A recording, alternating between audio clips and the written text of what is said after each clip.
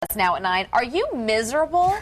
Well, according to the Wall Street Journal, you're not alone if you are and you live here in Phoenix. It just named the city the most miserable in the country. They looked at these 3 categories: local unemployment, gas prices, and the change in home prices. Now at 9, do you agree with our ranking? If so, what's making you miserable? If not, what's got you so happy? Yeah, a lot of people chiming in on this one. Carl Tippins on Facebook says, it's the dustiest place I've ever lived.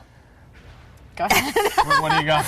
Andrew Musin says, aside from the 1 to 2 months of decent temperatures outside coinciding with spring training baseball, for me, yeah, Phoenix pretty much sucks, according to him. He says, I can't wait until I get out of school and save up enough money to move someplace better. As for gas prices, though, head on over to California. You want to see some depressing prices? Really? Well, and the price of homes in California has Absolutely. took a big drop, too, just like here in Arizona. Amy Monger writes, being out of work makes me miserable, but it's sunny and warm and a beautiful day, so it's not too bad.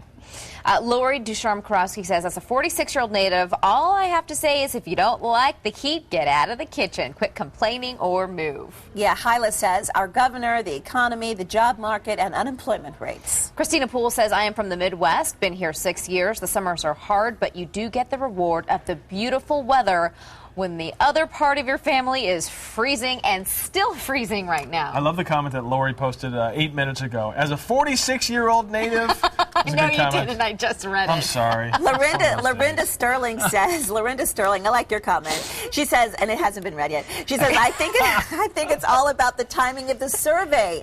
If they're asking in the middle of July, we're going to be miserable. But ask at Christmas when we're outside in 80 degrees. The results would be very different. Judy Thornton says, if I haven't had a morning coffee, I can be miserable.